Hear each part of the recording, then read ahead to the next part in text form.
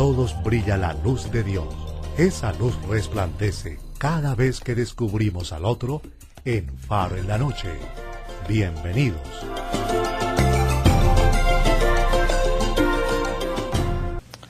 Queridos amigos del canal Cristovisión, me alegra muchísimo compartir con ustedes en este Faro en la Noche. Hoy le damos la bienvenida al padre Leonel Narváez, sacerdote de la Consolata, y que dirige una fundación muy interesante, muy importante, la Fundación para la Reconciliación. Padre Leonel, qué alegría tenerlo aquí con nosotros. Para mí, mucha alegría y felicitaciones a Cristovisión por el maravilloso trabajo de evangelización que hacen en Colombia y en el mundo.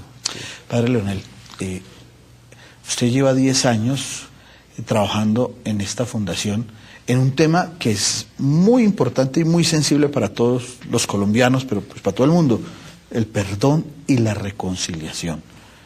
¿Es posible el perdón y la reconciliación? Claro, es posible. Mira, yo llevo estos 10 años tratando de enseñarle a la gente a perdonar y a reconciliarse, que son dos cosas diferentes. Y desde ahora quiero anunciar que puede haber perdón sin reconciliación, pero lo dejamos para más tarde. 10 años en que yo nunca he encontrado aún ninguna persona, incluso a las víctimas de las tragedias más terribles, que se haya negado al perdón. Cuando uno le logra explicar a una persona qué es el perdón, la persona dice, estoy dispuesto. Y si lo quieres metafóricamente, es pedirle a la persona, ¿te quieres quitar ese bulto que llevas encima? La rabia, el rencor, el deseo de venganza. Y no hay nadie que se niegue a quitarse un piano que carga atrás. Muchas personas dicen, yo perdono, pero no olvido. Y llevo tanto tiempo y me cuesta trabajo no perdonar. Al fin de cuentas, ¿qué es el perdón? Eso, tú tocas un tema clave y el perdón no es olvido. Nadie puede olvidar, sobre todo cuando son tragedias tan tristes como pueden pasarle y como nos han pasado a muchos colombianos. El perdón no es olvido, si acaso el perdón es recordar con otros ojos. Y el ejercicio más difícil del perdón es cómo transformar la memoria ingrata que te deja una ofensa. Y cómo pasar entonces de una narrativa de rencor, de retaliación, que te lleva a unos abismos y a unas oscuridades terribles y que te mantiene en un desorden tan grande en tu vida, incluso desorden interior, desorden físico que causa incluso enfermedades. Es pasar de esos caos, de esas oscuridades profundas, a esas alturas oxigenadas, digamos, de lo que es la misericordia, la compasión, la bondad. Es un ascenso humano, es un ejercicio evolucionario enorme. Los colombianos somos muy emocionales, somos afortunadamente muy folclóricos, somos muy expresivos, saltamos, cantamos, gritamos, nos emociona muchas cosas. Pero también cuando peleamos en forma. Claro. Y parece que otras culturas cuando pelean o discrepan, listo, se arregló el problema, discrepamos, no estoy de acuerdo, discutimos, hasta luego y seguimos siendo amigos. A nosotros parece que el asunto no nos cuadra mucho seguir siendo amigos después de que otra persona discrepó o me dio duro. Sí, mira, yo diría que no somos solo los colombianos, es un problema, digamos, de la humanidad. El tema del rencor, es decir, de la memoria ingrata de una ofensa que se queda en la cabeza y que como una grabadora se vive devolviendo. Entonces, ese recuerdo difícil, ingrato que nos deja una ofensa, se llega a transformar en deseo y en urgencia de venganza. Ahora, lo trágico es que lo que sí podemos decir es que Colombia es una historia de venganzas postergadas, de venganzas colectivas e individuales que no hemos todavía, de rencores que no hemos todavía podido resolver. Realmente el conflicto de Colombia son odios y rencores todavía no resueltos. Ese es uno de los primeros problemas de Colombia. En Colombia casi el 60% de los homicidios son por retaliación, o sea, por venganza. Primero. Segundo, pero lo más trágico, padre, es que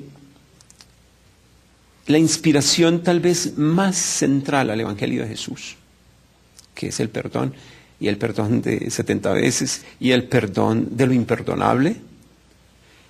Es esto, desafortunadamente, y para escándalo de la Iglesia, es el elemento más olvidado dentro de la Iglesia católica.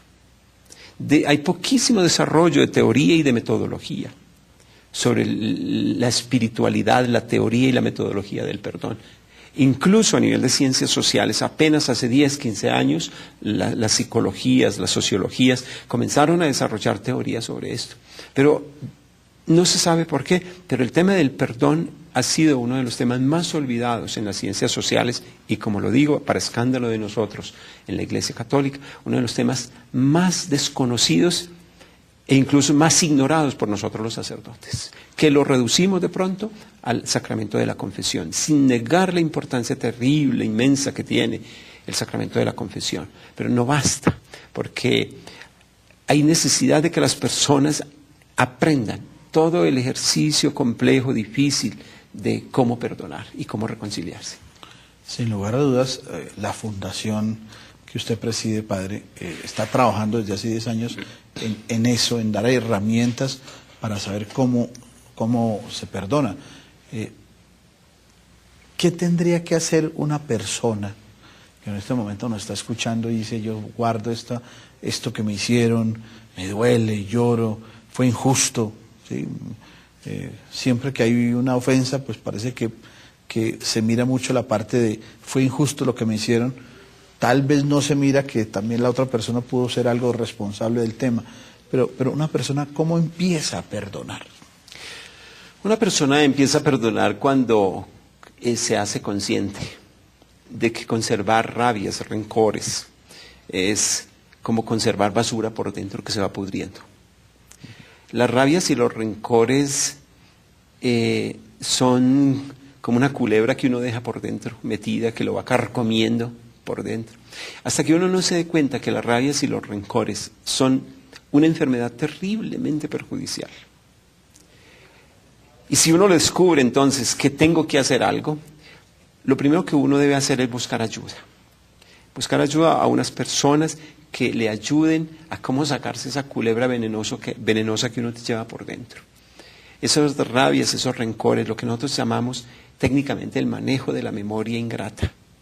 Entonces, así como uno va al médico cuando le duele una muela o le duele el estómago, igual habría que crear especies de puestos de salud en nuestras parroquias para estas personas que necesitan el manejo de la memoria ingrata, que entre otras cosas es una de las enfermedades cotidianas. Desde el beso negado, no sé, del esposo a la esposa por la mañana, del abrazo al niño. El detallito que faltó. Todo se convierte en tristeza, todo se convierte en rabia, de pronto en rencor. Todas las cosas que nos suceden yendo en el bus, en la calle, Dios no quiera, cuando nos atracan. Todas esas cosas tan trágicas que nos pueden suceder. Esa sensación de que yo esperaba que me reconocieran y no lo hicieron, entonces me quedo callado, pero por dentro... O cuando seres queridos prácticamente a nosotros nos niegan el afecto que uno esperaba.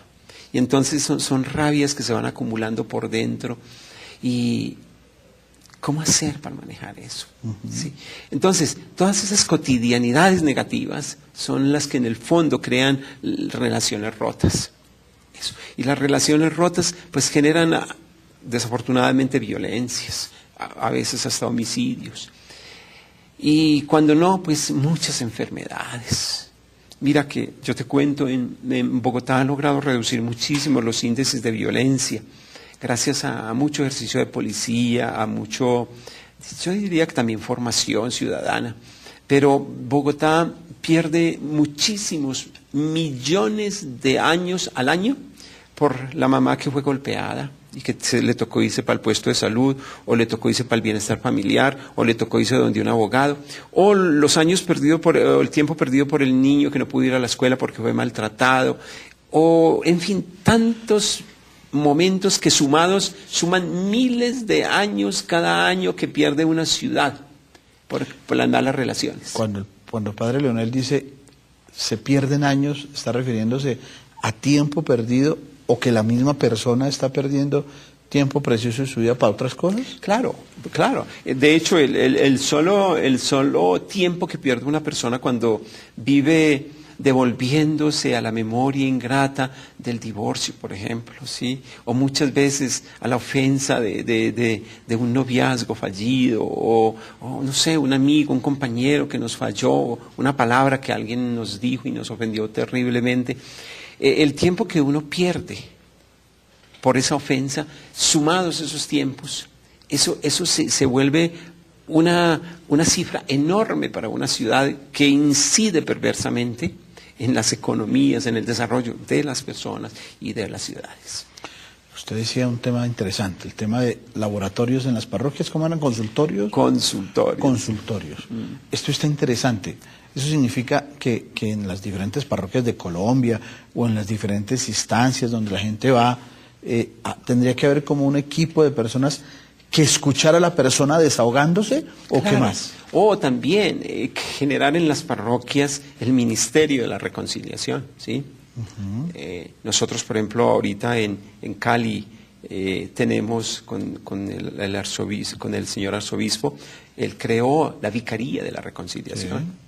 Entonces, ¿cómo generar desde la Vicaría de la Reconciliación muchos sacerdotes y líderes que capacitados en sus parroquias hagan la multiplicación de cómo enseñarle a la gente a perdonar y a reconciliarse? Usted puso el tema de los curas, que es un tema interesante porque el gremio es interesante, nuestro gremio es interesante. Usted ha dicho, de pronto nosotros el tema del perdón lo manejamos más en el sacramento de la reconciliación, en nuestras relaciones intersacerdotales, en nuestro tema de convivencia, puede existir la rivalidad, puede existir el protagonismo, el soy yo el padre, yo soy el religioso. Ese tema de pronto no está como muy acompañado a nivel de madurez psicológica, de acompañamiento formativo en los procesos para ser sacerdote, para ser religioso, ¿o qué pasa?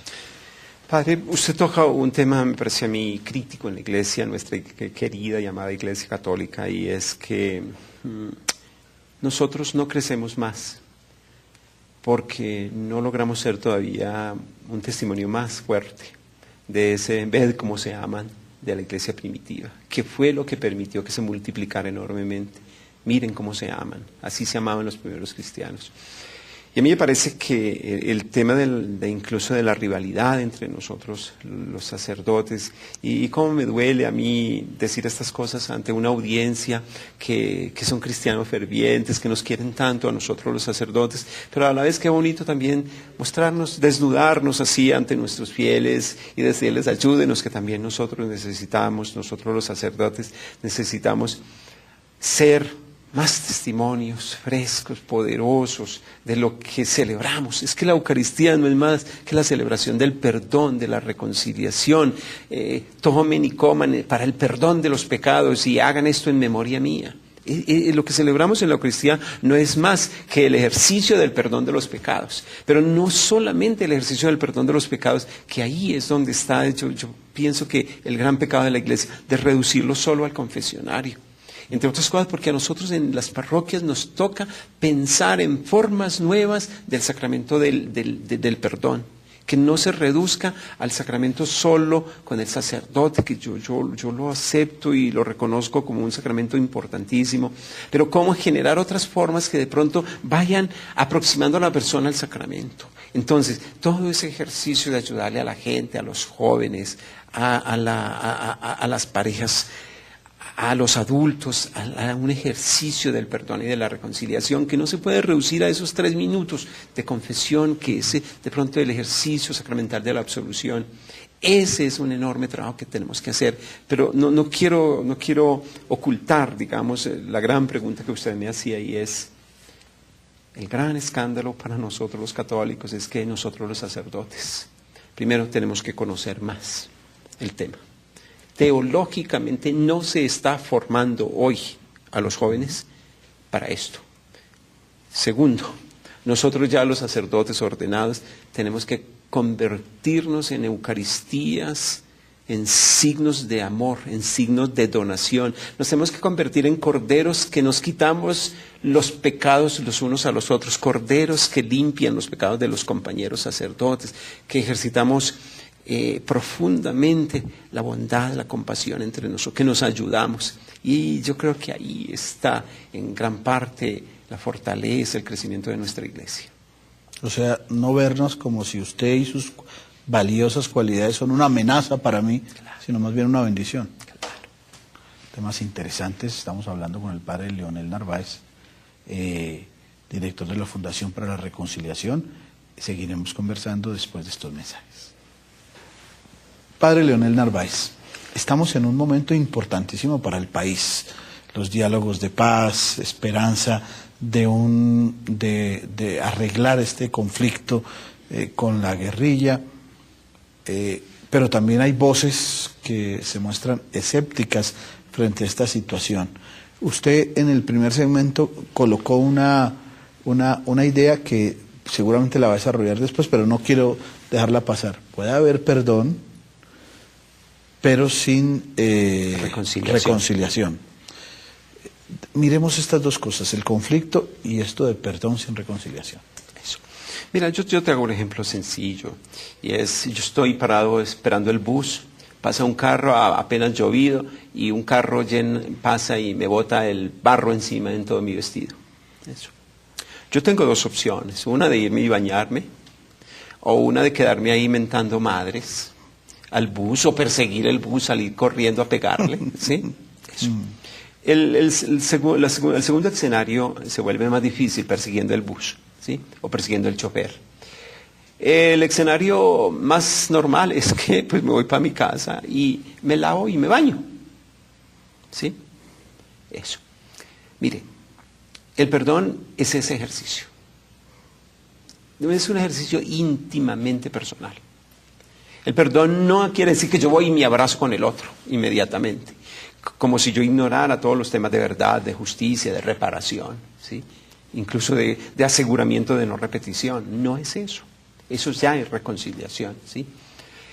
El ejercicio de perdón es un ejercicio casi de aceptación realista de la vida, de entender la limitación de los otros, de entender mis propias limitaciones. El otro me tiró barro.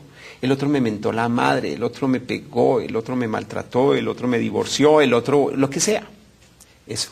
Y entonces uno acepta eso y dice, no, yo no me voy a quedar embarrado toda la vida.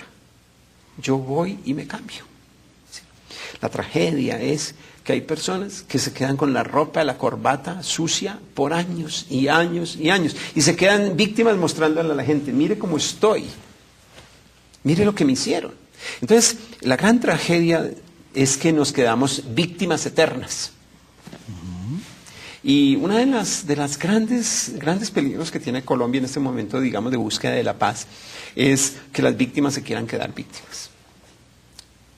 ¿Sí? Y en latín, la palabra víctima viene de otra raíz que es igual, víctima, pero también de victorioso. Y la persona puede decidir escoger en quedarse víctima o volverse victorioso.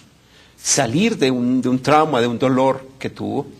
Y ese es el ejercicio que tenemos que hacer. Yo entiendo que a las víctimas las tenemos que reparar, les tenemos que garantizar justicia, ojalá les garanticemos verdad. Y sobre todo les garanticemos que esto no se vuelva a repetir. Pero a las víctimas hay que decirle, levántese, no se quede como víctima, ¿sí? Hay que darle reparación y la sociedad, el país, el gobierno les tiene que reparar. Pero hay una autorreparación. Yo a la audiencia que me escucha, las que seamos víctimas, todos hemos sido víctimas, les tengo que decir, nosotros no nos podemos quedar caídos como víctimas. Tenemos que autorrepararnos. Igual que una matita, cuando se le rompe una ramita, la matita encuentra formas de recuperar y de autosanarse. Igual que un gatito, un animalito, se encuentra formas de automedicarse, de autorreparar cuando está malito. La naturaleza tiene unas formas de autorreparación que nosotros los humanos tenemos que aprender. Y en un caso como Colombia, el ejercicio de la autorreparación, repito, sin negar la reparación que nos debe el Estado, sin negar la reparación que debe la sociedad a las víctimas, Pero nosotros también, las personas, los que hemos sido víctimas, tenemos que levantarnos, tenemos que ir al baño, limpiarnos y decir, no, yo empiezo de nuevo. Entonces, el ejercicio del perdón es un ejercicio personal. Es el ejercicio de limpieza de mis rabias, de mis rencores. Yo no quiero seguir viviendo con ese piano encima, ¿sí? Con esa cara amargada. Yo quiero levantarme y seguir. Se dice que quien no perdona no tiene futuro. ¿Por qué? Porque queda mirando siempre al pasado. ¿Sí? Se dice, sin perdón no hay futuro. Para nadie, ni para una sociedad, ni para una persona. Porque la persona que no perdona se queda como amarrada de aquí atrás, se queda amarrada con una cadena al pasado. Y la persona vive solo mirando lo que le pasó en el pasado. El perdón es romper la cadena y decirle a la persona, mira todo el futuro que tienes. Tienes un futuro maravilloso. Cuando nosotros logramos explicarle esto a la gente, a las víctimas de los crímenes más atroces, tú no sabes la liberación tan grande que es eso. Y es el perdón, entonces es un ejercicio solo personal. No es ir y abrazar al que me ofendió. La reconciliación sí es el camino hacia el ofensor, que normalmente lo empieza la víctima. Trágico. Normalmente lo empieza la víctima. Porque la llave del perdón y de la reconciliación la tiene el ofendido, no el ofensor. ¿Hay alguna experiencia, me imagino que muchísimas han trabajado ustedes en la fundación, de estos casos, de una persona que ha sido atacada, que ha perdido a su familia, y esa persona acompañada ha tenido un proceso de acercarse al victimario? Hay miles de experiencias. Hay una experiencia que todavía es muy popular y muy, si quiere casi increíble, ¿sí? Teresa, una muchacha joven, 22 años, había tenido un niño en una aventura por ahí sin casarse. Una muchacha muy bonita. La perseguían los hombres y había sobre todo uno obsesionado por ella. Un sábado que ella salió por el pueblo con el niño de 3 años, el tipo seguía molestándola, se le acercaba, mi amor, camina, salgamos, esto y lo otro. Y ella a un cierto momento le dijo, no me moleste más, y le dio así un pequeño empujón. Le dijo, no me moleste más, váyase. Ella siguió caminando y a los 3 minutos escuchó 3 tiros, le habían matado al niño. Ah, caramba. Él. El tipo lo cogieron, lo metieron a la cárcel. Ella empezó a hacer los cursos de perdón y reconciliación. Y algún día quiso ir a la cárcel con otras mujeres que van a las cárceles a llevar fruticas, dulces. Fue enmascarada, digamos, haciéndose tapada. Y comenzó a entender al ofensor, la historia que había tenido ese muchacho. No había tenido estudio, a él también le habían matado el papá, la mamá era tan pobre, tan enferma, que nunca cuidó de él. En fin, ella se conmovió también de la tragedia del criminal, ¿sí? Y la historia corta es que ella siguió yendo a la cárcel y se enamoraron. Hoy en día están casados, él en la cárcel, ella por fuera, y ya tienen un hijo, ¿sí? Uno se pregunta, ¿es posible uno enamorarse del criminal del hijo de uno? Es posible. El perdón es una fuerza tan milagrosa, tan poderosa, tan transformadora, que yo pienso que Jesús tenía razón cuando hizo del perdón el eje, la columna, el corazón del reino de Dios. De hecho, hoy en el Evangelio dice, el reino de Dios está dentro de ustedes. No crean que el reino de Dios está por fuera. El reino de Dios está allá, mire, allá, en el corazón. Entonces, esto es lo que tenemos que predicar, Padre. Esto, decirle a la gente, el reino de Dios está dentro de ti. Cuando tú eres misericordioso como Dios es misericordioso, ¿sí? Cuya misericordia no tiene fin. Es que no tiene fin la misericordia de Dios. Y por eso que toca perdonar 70, 90 veces 90 o lo que quieras, ¿sí? Entonces, cuando nosotros nos ponemos a predicar estas cosas, es cuando le tocamos la fibra a la gente y le tocamos el corazón de la evangelización. Ese es el corazón. Y entonces ahí sí tiene sentido la Eucaristía. Porque ni la Eucaristía tiene sentido con personas resentidas y con personas con rencores, rabias y deseos de venganza. Y si antes de ir a presentar tu ofrenda te acuerdas que tienes algo contra tu hermano, más bien deja la Eucaristía, pasa a segundo lugar. El primer lugar es que tú te reconcilies primero con tu hermano. El problema es que no sabemos cómo, Padre. Ese tema es un tema interesante y sería muy bueno poder que usted nos diera algunos tipsitos sobre lo que significa eso, porque hay un cambio en el ser humano desde el momento en que tiene un conflicto con otra persona.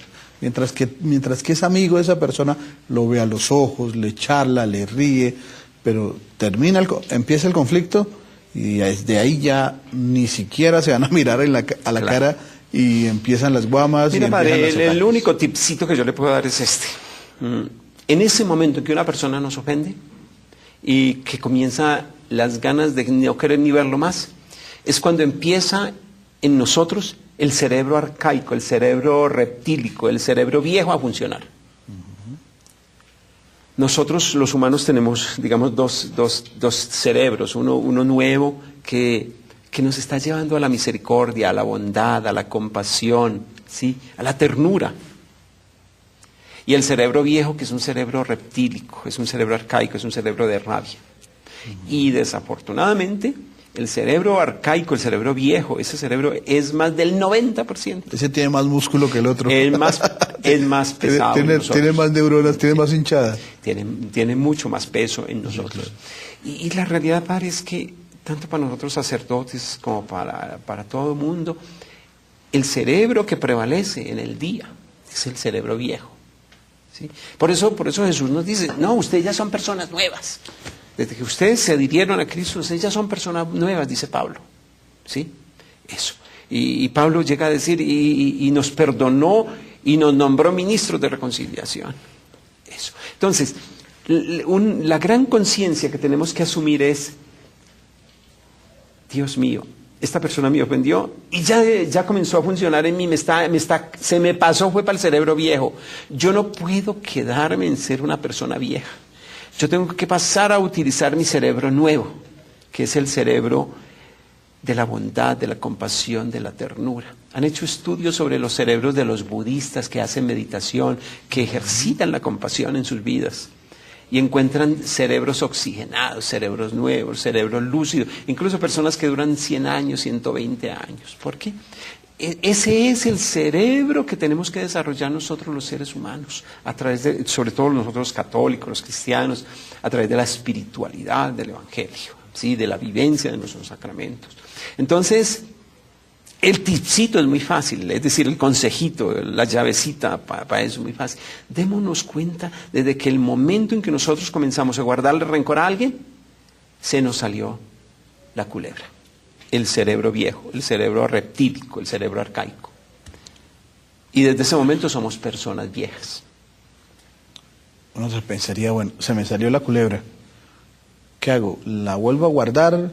¿Dejo que se airee un ratico para no reprimir? ¿O le corto la cabeza? ¿Qué hago? Eso. Entonces, el gran trabajo que tenemos que hacer nosotros los humanos es cómo vamos. Matar la culebra es difícil, pero sí la podemos mantener dormidita, la podemos tener calmada, ¿sí? Nosotros podemos hacer los ejercicios precisamente cómo manejar las rabias, cómo manejar los rencores, cómo manejar los deseos de venganza. Esos son los grandes ejercicios que tenemos que hacer nosotros y que no nos enseñan, ¿sí? Y nosotros como sacerdotes, con el poder de Dios, podemos absolver. Pero la persona sigue necesitando la ayuda del mismo sacerdote, de la misma iglesia, que le ayude cómo manejar ese rencor, esa rabia. Pero alguna persona puede sentir un conflicto moral cuando me ofende usted y me molesto. Entonces, el sentirme molesto también se genera un conflicto moral y dice, pequé porque me molesté, porque usted me ofendió. ¿Cómo interpretar adecuadamente el tema para que la persona no se asuste y diga, me molesté y sentí sentimientos malucos contra usted porque me dijo tantas cosas? Pero, ay, pequé por eso. No, mira, no. Indignarse es una cosa bonita. Ajá. Y Jesús mismo se indignó. Y hay una mala interpretación en el Evangelio con Jesús. Jesús fue una persona que se indignó ante la ofensa a la dignidad humana o a la dignidad de Dios, ¿sí?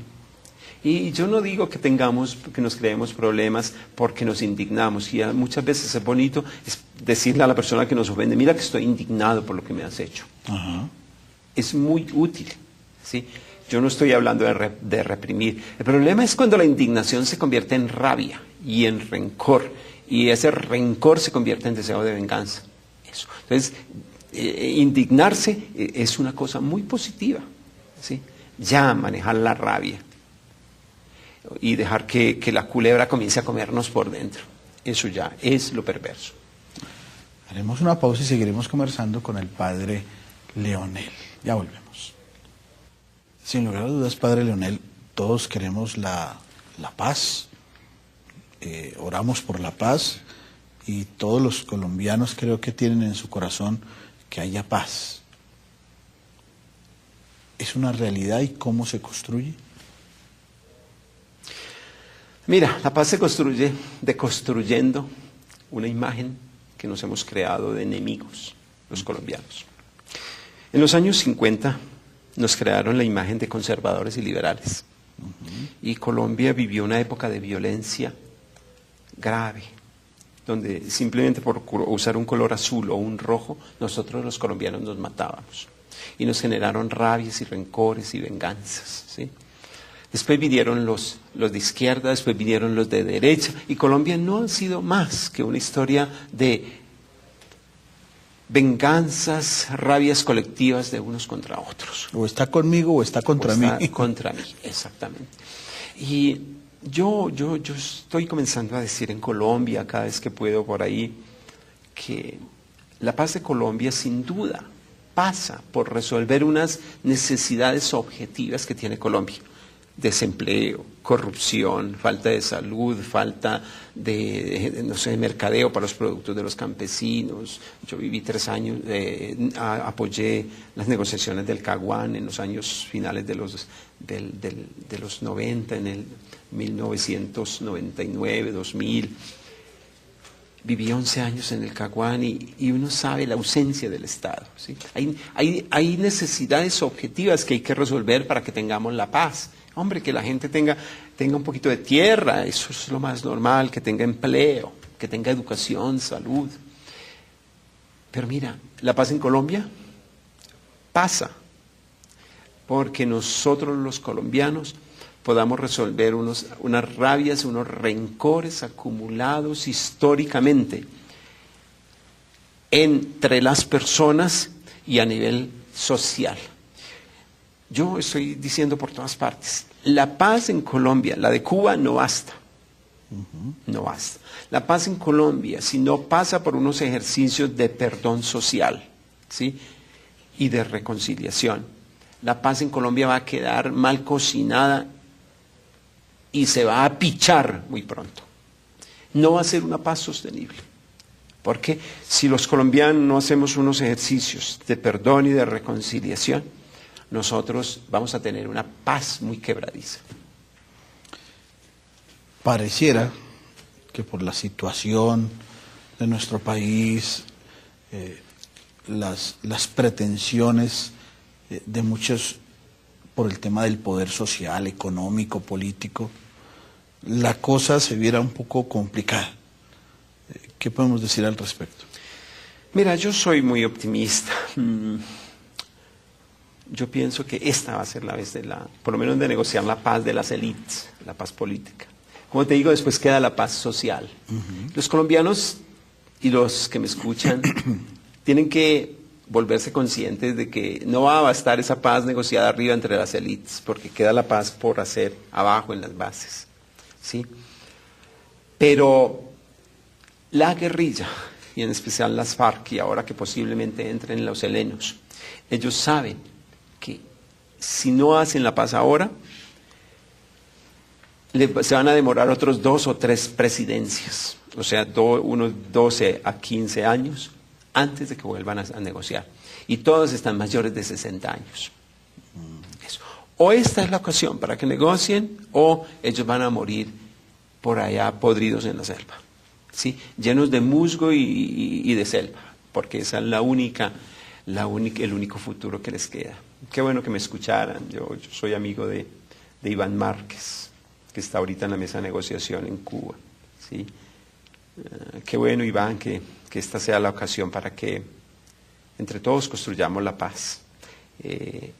No nos echamos culpas unos a otros, todos somos cómplices, digamos, de esta violencia y punto. Ahorita negociemos el conflicto y por ahora negociemos el conflicto. Allá ustedes tienen la fórmula para hacerlo en Cuba. y después entre todos hagamos la paz. Separemos las dos cosas, ¿sí? Negocien el conflicto y después comencemos a construir la paz. La paz que implica desarrollo, resolver las necesidades objetivas de la gente, pero que implica también resolver unas necesidades subjetivas de miles de colombianos que hemos sufrido la violencia. ¿Puede ser que este proceso de negociación desencadene en que las FARC se vuelvan un partido político y que desde ahí empiece su labor, digamos, política de presencia? Sería maravilloso. Mira, un gran mensaje que nos dejaron los indígenas Nasa, los países vulgarmente llamados, en el Cauca. Cuando los indígenas, con una tradición milenaria detrás, agarraron las armas de los militares y las armas de los subversivos y les dijeron, no queremos armas. Lo único que le estaban diciendo era, las armas son el fracaso de la palabra. Eso. Qué bonito que las FARC, que los helenos se lancen a crear un partido político y que usen la palabra, que es lo más civilizado, lo mejor que Dios nos puede haber dado.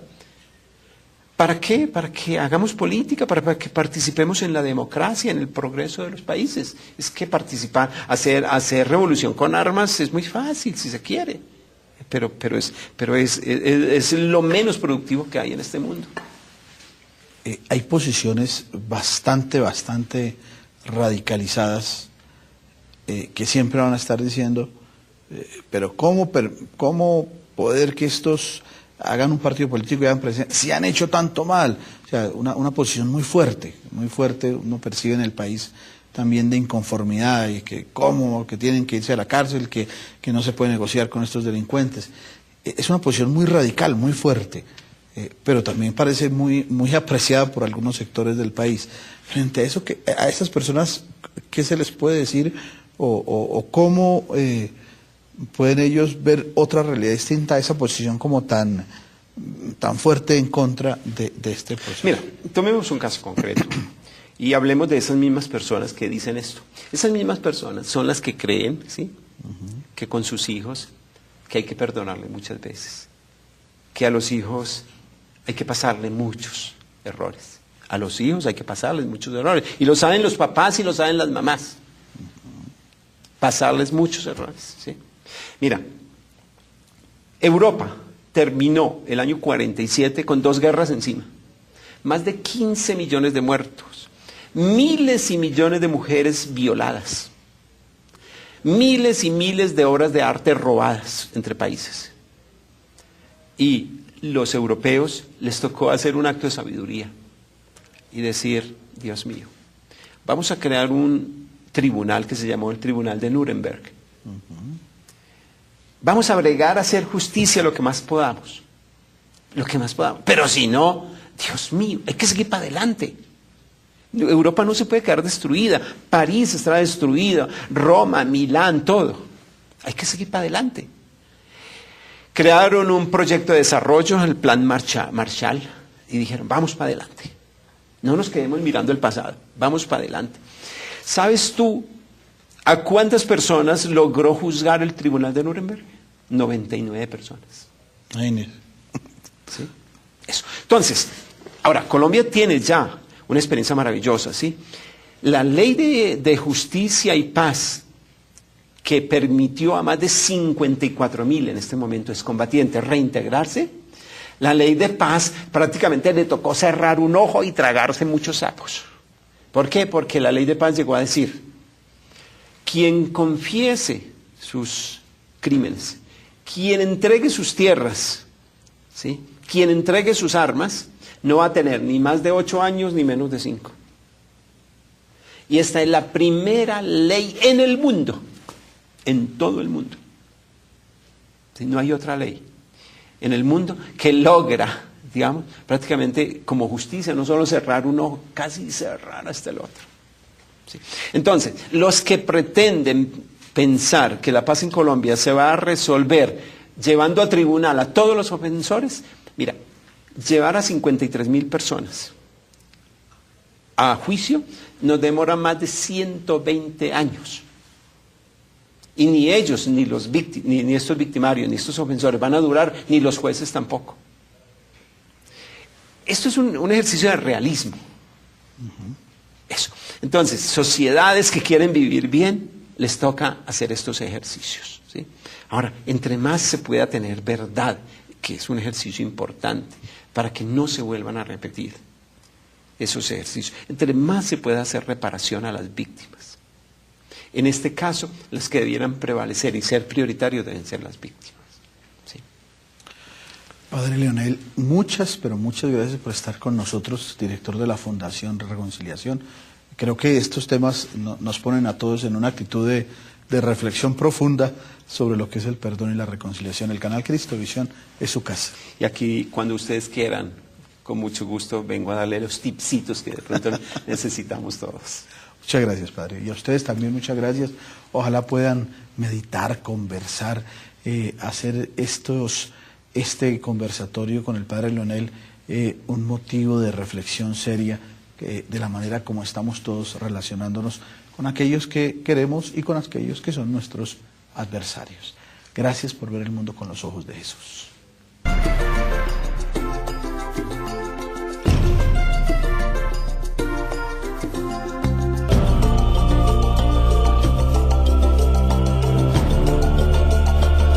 En todos brilla la luz de Dios.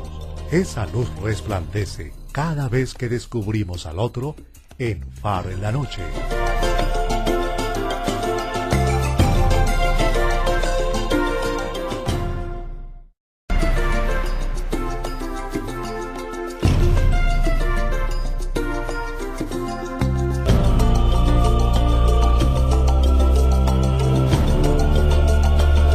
En todos brilla la luz de Dios. Esa luz resplandece cada vez que descubrimos al otro en Faro en la Noche. Bienvenidos.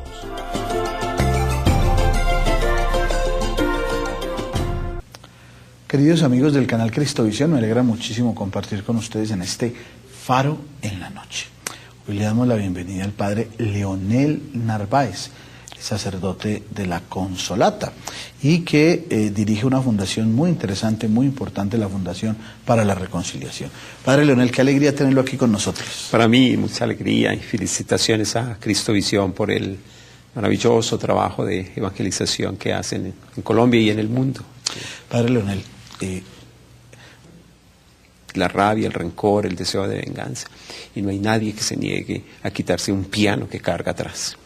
Muchas personas dicen, yo perdono, pero no olvido, y llevo tanto tiempo y me cuesta trabajo no perdonar. Al fin de cuentas, ¿qué es el perdón? Eso, tú tocas un tema clave y el perdón no es olvido. Nadie puede olvidar, sobre todo cuando son tragedias tan tristes como pueden pasarle y como nos han pasado a muchos colombianos. El perdón no es olvido, si acaso el perdón es recordar con otros ojos. Y el ejercicio más difícil del perdón es cómo transformar la memoria ingrata que te deja una ofensa. Y cómo pasar entonces de una narrativa de rencor, de retaliación, que te lleva a unos abismos y a unas oscuridades terribles y que te mantiene en un desorden tan grande en tu vida. No solo los colombianos, es un problema, digamos, de la humanidad. El tema del rencor, es decir, de la memoria ingrata de una ofensa que se queda en la cabeza y que como una grabadora se vive devolviendo. Entonces, ese recuerdo difícil, ingrato que nos deja una ofensa, se llega a transformar en deseo y en urgencia de venganza. Ahora, lo trágico es que lo que sí podemos decir es que Colombia es una historia de venganzas postergadas, de venganzas colectivas e individuales que no hemos todavía, de rencores que no hemos todavía podido resolver. Realmente el conflicto de Colombia son odios y rencores todavía no resueltos. Ese es uno de los primeros problemas de Colombia. En Colombia casi el 60% de los homicidios son por retaliación, o sea, por venganza. Incluso desorden interior, desorden físico que causa incluso enfermedades. Es pasar de esos caos, de esas oscuridades profundas, a esas alturas oxigenadas, digamos, de lo que es la misericordia, la compasión, la bondad. Es un ascenso humano es un ejercicio evolucionario enorme. Los colombianos somos muy emocionales, somos afortunadamente muy folclóricos, somos muy expresivos, saltamos, cantamos, gritamos, nos emociona muchas cosas. Pero también cuando peleamos en forma. Claro. Y parece que otras culturas cuando pelean o discrepan, listo, se arregló el problema, discrepamos, no estoy de acuerdo, discutimos, hasta luego y seguimos siendo amigos. A nosotros parece que el asunto no nos cuadra mucho seguir siendo amigos después de que otra persona discrepó o me dio duro. Sí, mira, yo diría que no somos... Usted lleva 10 años trabajando en esta fundación en un tema que es muy importante y muy sensible para todos los colombianos, pero pues para todo el mundo, el perdón y la reconciliación.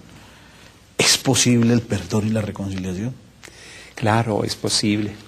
Mira, yo llevo estos 10 años tratando de enseñarle a la gente a perdonar y a reconciliarse, que son dos cosas diferentes. Y desde ahora quiero anunciar que puede haber perdón sin reconciliación, pero lo dejamos para más tarde. 10 años en que yo nunca he encontrado aún ninguna persona, incluso a las víctimas de las tragedias más terribles, que se haya negado al perdón. Cuando uno le logra explicar a una persona qué es el perdón, la persona dice, estoy dispuesto. Y si lo quieres metafóricamente, es pedirle a la persona, ¿te quieres quitar ese bulto que llevas encima?